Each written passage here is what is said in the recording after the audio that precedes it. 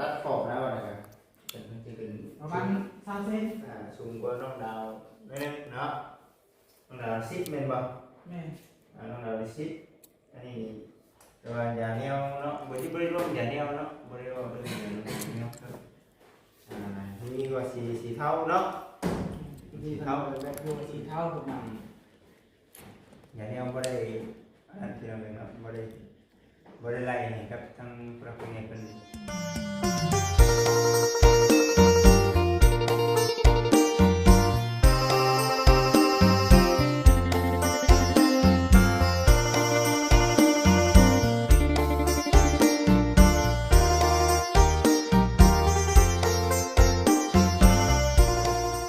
ซี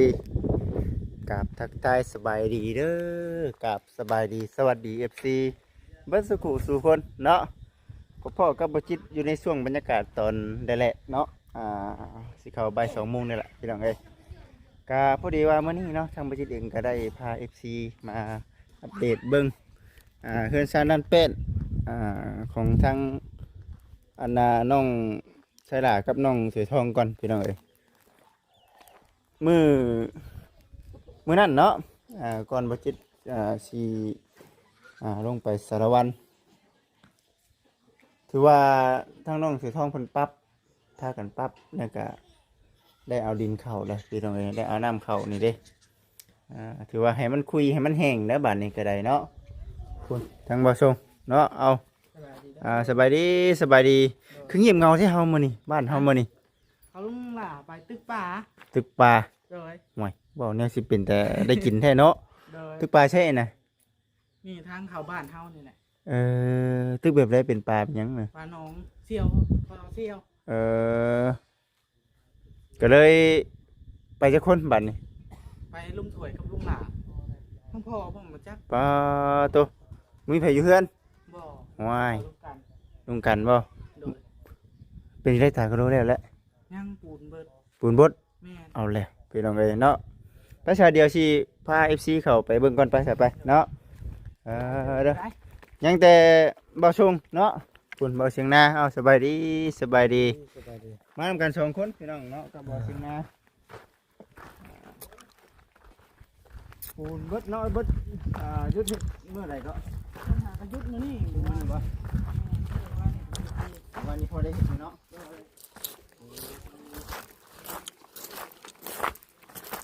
โอ้เนาะนี่เด้อพี่น้องเอ้ยงามสวยงามโอ้สบายดีเด้อบ่กันเด้อสบายดีโอ้มานอนรุ่นนี่เนาะเย็นดิหุ่นแม่ลีเยอะเนาะมันเย็นดิเนาะเย็นเนาะได้หลายเติบนี่เนาะตากโลใหม่เนาะตากโลใหม่ได้บ่จังไดโอเคงามอยู่เนาะ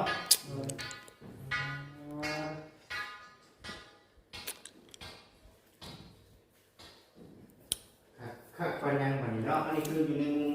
ทั้งเจที่เราเรียนคือว่าโอเคอยู่จังว่าเบิ่งเนาะพ่อจังว่ากันเนาะตัวนี้เนาะพอจะ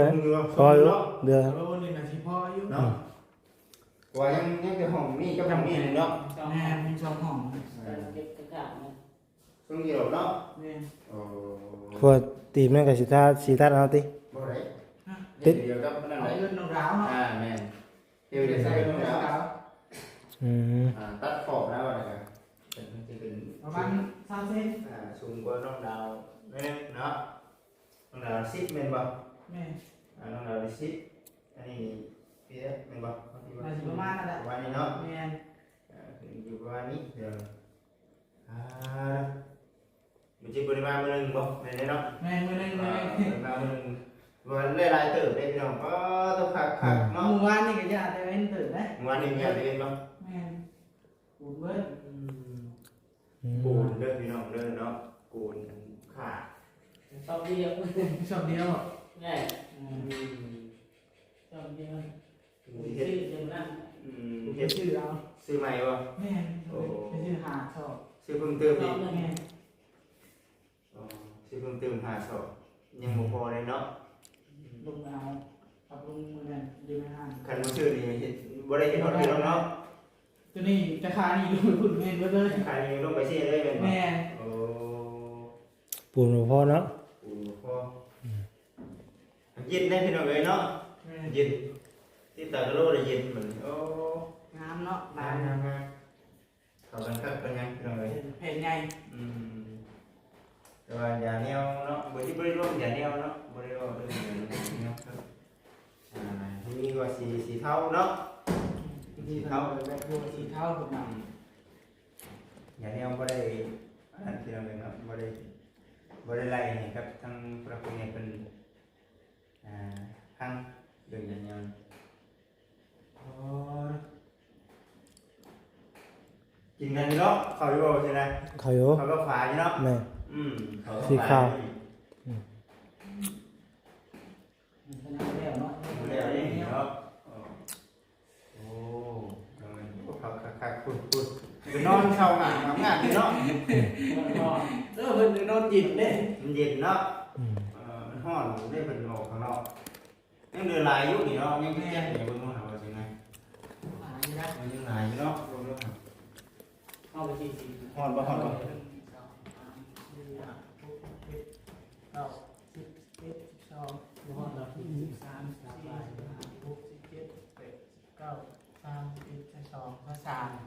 สี่ เดี๋ยวสี่เก็ต โซซีเจ็ดเขาเอามา40กว่าเนาะจะแม่นพี่น้องโอเคหนึ่งมันมี6แผ่นเด้6แผ่นปกติน่ะได้70เก็ตเพิ่นแหละแต่ว่ามันก็ตัว70เก็ตน่ะมันก็4แผ่นเนาะตัวนี้ตัว40เก็ตแบบเก็ตหนึงมันมี6แผ่นมันก็บานๆเดียวกันนั่นแหละเอาลดจำนวนนั้นน่ะเก็ตลงซื่อแต่เพิ่มอยู่ในน่ะเก็ตน่ะ6อันนะคักเนาะคักเป็นยังบานนี้ เข้ากันคักเลย เข้ากัน เวลาไต่ให้กลางคืนให้เข้ากัน เข้ากันบ่ แม่ โอ้แต่คุณแต่ไทยมันต่อกันเนาะหรือว่าโจ๊กก่อนพี่น้องเอ้ยเนาะนั่งก่อนนั่งก่อนเนาะนั่งทีได้ใช่มันต้องนั่งที่ได้เนาะมันบ่มีแนวเฮ็ดได้ใช่พี่น้องเอ้ย นี่ มีแต่คนนั้นยังสิได้มาอีกอยู่ โดย ค่ำบ่เนาะ บ่โทรหาเพิ่นนะ บ่ แม่จังหน่อยเพิ่นเวลาสิมาฮอดใกล้ๆนึงนะ นั่นแหละพี่น้องเอ้ยก็ทั้งอนาถาแม่เพิ่นก็ฮู้อยู่พี่น้องเอ้ยเนาะที่ว่าปูนเบิดจังซี่จังซี่ว่าซั่นนะก็มีแต่ว่าฟังไปพี่น้องเอ้ยเนาะว่าสิเป็นจังได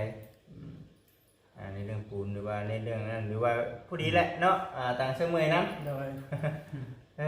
เพื่อนน้องจ้อยแล้วด้วยทาสี แล้วทาสีลายสิเทพื้นต่อ เทพื้นอย่างนี้ เทพื้นตรงบนก๊อกน้ำ พวกน้ำอยู่ข้างหน้านี้ แม่น เออ ประกันมาปูนมาอยู่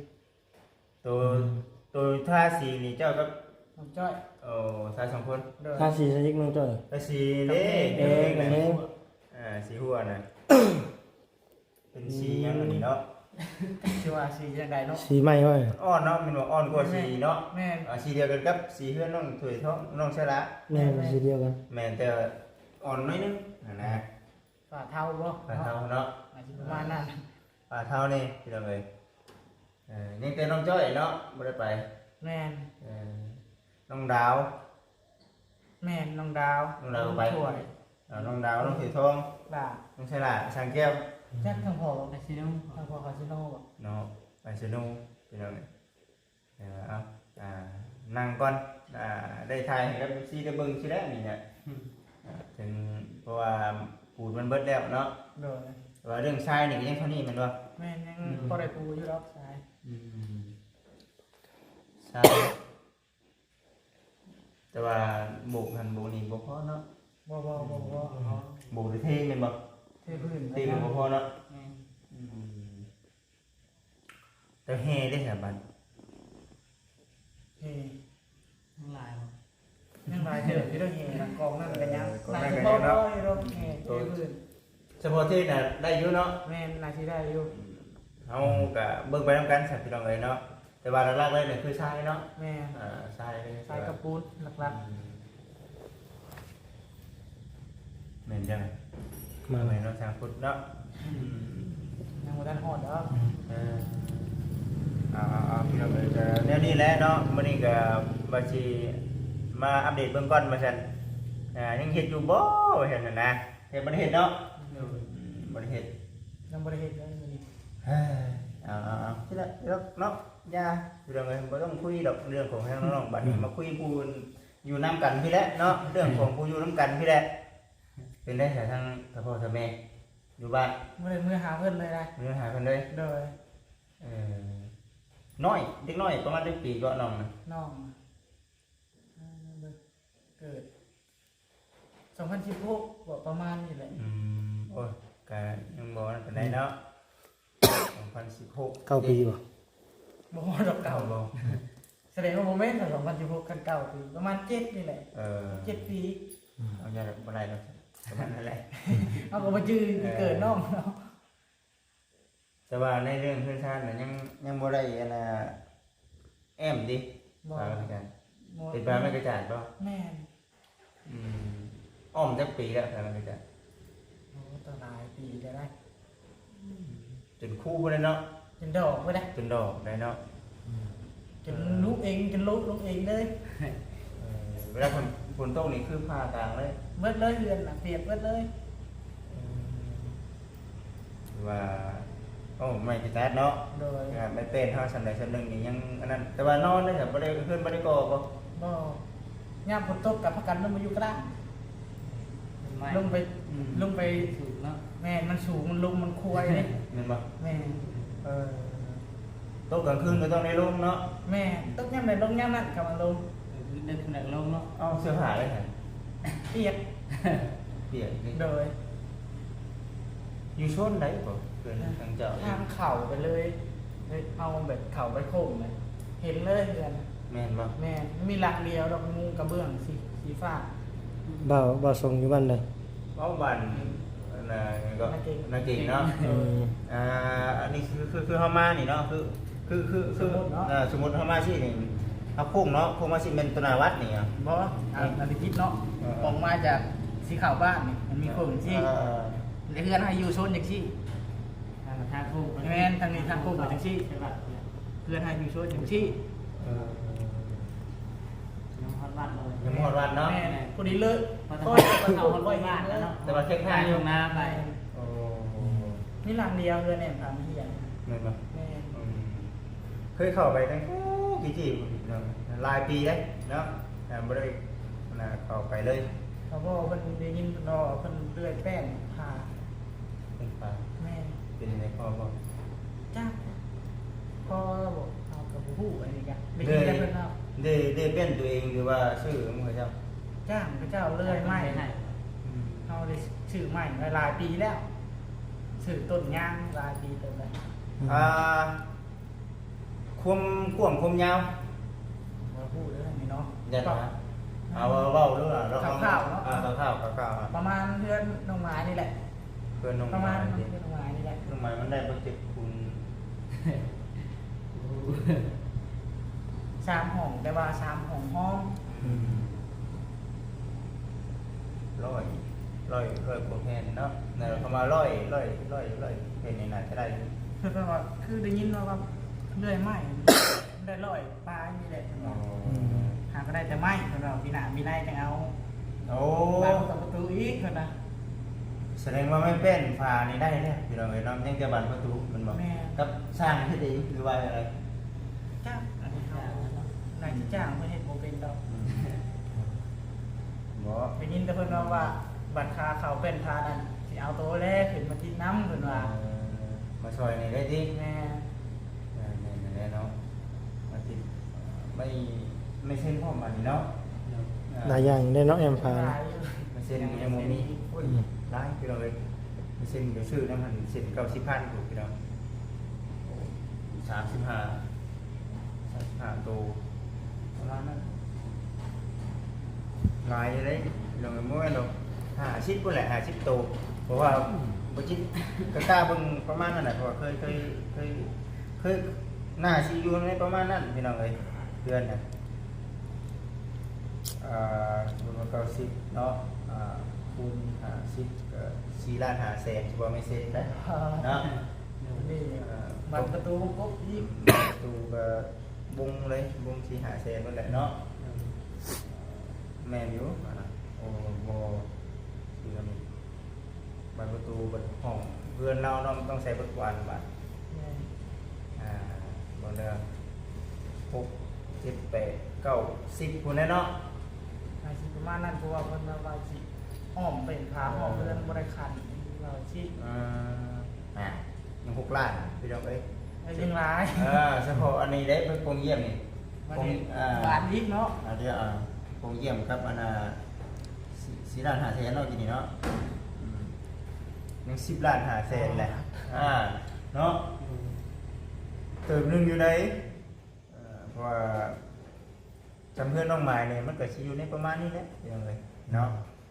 คือไปตัดอ้อยเลยจึงได้ตัดอ้อยเป็นปี มาทุกปีบ่ แม่ช่วงนี้เนี่ยมันเบิดแต่ก็ได้ไป ได้เนาะ แต่ว่าในเรื่องตัวนี้บาทตัวนี้เฉพาะนั่นยังประเภทพวกบานพับยังบานประตูโอ้ยังไรตัวนี้เนาะไล่เฉพาะแบบว่า น้ำจิ้มมันก่อนพี่น้องเอ้ยเนาะน้ำจิ้มยังทำนี่เลยเนาะยัง10 ล้าน 5 แสนเลย จิ้มในชั้นหนึ่งเนาะ จิ้มให้ทำได้เนาะจิ้มนะว่าเอ้ยไม่ใช่หรอกกะทั้งควมเป็นจริงนะเจ้าน่ะมาอยู่พี่เนาะ แม่ ก็เป็นยังบัจจริงชีวาในนี้คือเขามาอยู่พี่ก็ตามแต่พี่น้องเนาะคันว่าเขาเป็นลูกคันว่าเขาเห็นในเพื่อนได้เขายิ่งดีใจ โอ้ยแม่เนี่ยเนาะไก่แล้ว คือเอาอย่างหน่อยก็เขาเฮ็ดให้พ่อกับแม่แบบนี้นะพี่น้อง แม่น ครอบครัวเขาก็คันเขามาอยู่พี่ก็เขามีเขาก็เฮ็ดสร้างอยู่พี่เนาะ แม่ เงินชานเดินเป็น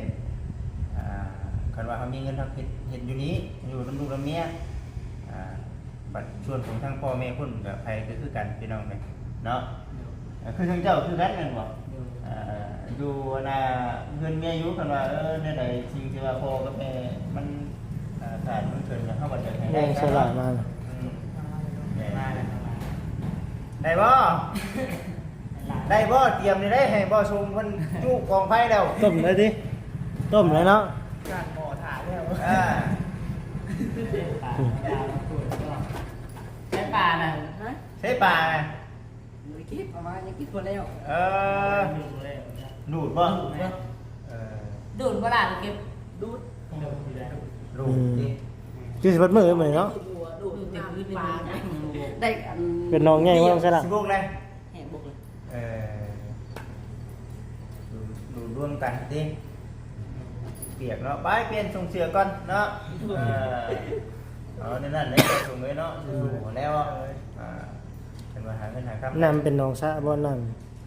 คอยช่วยมันไปบัดนี้ที่ได้บัดนี้คือทางบกันบัดนี้เนาะไปอยู่เพื่อนลูกเพื่อนเมียน้ำในเป็นบ่น้ำในเป็นมีเป็นบ่น้ำเจาะนี่หน่อย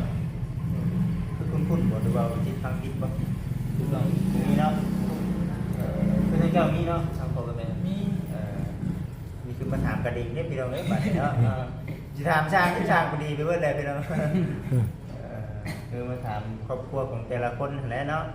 ำ ไปทางบ่กันนี่จะอยู่คนกันน้ำในบัดเอามาใช้สัก เอาน้ำแม่ข้าวเบิดใกล้ ใช้ ใกล้ใหญ่ ขอน้ำพระเจ้าน้ำไปอยู่คนจะคนก็จะอยู่ 4-5 คน อาศัยแล้วมันบ่ ดู อันนี้ก็ถามไปพี่น้องเนาะวันที่ถามครับถามแน่ที่ช่วยบ่แม่นไม่เอาเด็กจักเนาะ เลย เด็กจักเด้ถามกันคือหัวหน้าของนายครับพ่อกับแม่ดิ มี ไปช่วย ตอนนี้เนาะใจจริงนะคันว่ามีนี่ให้อยากเฮ็ดให้พี่น้องยากซั่นเลยเนาะก็มีของนำของนายเป็นชั้นนั้นเป็นเนาะ ว่าไม่ยามคนตุ้มยามคนลิง ยามมันโตกันคือเลยได้เข้าบ้านแล้วมีเอาหน้า เฮ็ดแนวใดจังสิคือบ้านคือเมืองหมู่ว่าซั่นน่ะนะขึ้นนั่นแหละพี่น้อง คิด เอ้ย กันได้ตัวนี้เนาะ ขึ้นแต่มันก็ขึ้นออกอยู่พี่น้องเนาะบ่ยากเนาะเป็นเงินนี่ได้เนาะขึ้นเนาะโอ้อยากให้พ่ออยากเฮ็ดให้พ่อเด้ของน้ำอยู่เนาะ เอาขึ้นไปนี่มาแล้วก็แอมให้เล่าเพื่อนพอฝนตกทำมาจากอันน้ำอันไรกันใส่กันเลย อันนั้นเพลงเด็กเพลงควรเลย แม่นผมงงผมนึง ผมหนึ่งทีเพื่อนน่ะมันเป็นยังเพื่อนน่ะคือว่ามันตีมันเป็นยังไงมันเป็นเสาตั้งเสาดินบ่ ชาดี เพียงว่าจะตั้งเพียง น้องไม้ ตั้งเคียงบ่เดี๋ยวว่าจังไง บ่ แล้วตั้งมันก็ติ้งสูงเนาะ แม่นสูง บริมีคาน บ่ ตั้งไม่ชื่อ แม่ โอ้เนาะ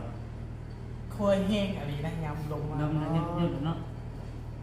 เห็นไปคือน้องใหม่เนาะคำว่าทำบุมีก่อก็ได้ อืม อันยึดข้างนั้นได้ยึดเสายึดเทคานแล้วก็เทพื้นเนาะคาดยุพี่น้องเลยเนาะก็ได้พอคนบ่ย่านได้คือนอนเพื่อนจริงเพื่อนนิ่งผู้อยู่นอนย่านนี่แหละเนาะ ลงไปอยู่เพื่อนร้านนั่นเดือดฝนตกกลางคืนกันปุ๊บลงไปเคาะประตูเพิ่น อืม นั่นเดือดไปชมเพิ่นบ่อยู่กันพากันนั่งในกระลางกันแหละ เป็นหยาดเนาะ เราไม่ได้ไอ้น้องนี่เจ้าทางเจ้า หากนมาผูกแขนที่อ้าง บอก นี่ แต่ว่าเพิ่นบ่ควรตาย ยังอยู่ตรงกันอยู่ เราเป็นดูครัวเรา อยู่ในเฮือนน้ำเดียวเลย ครัวเราเป็นยังไง แม่นอนน้ำกันในบนเรือนหันกัน เนาะ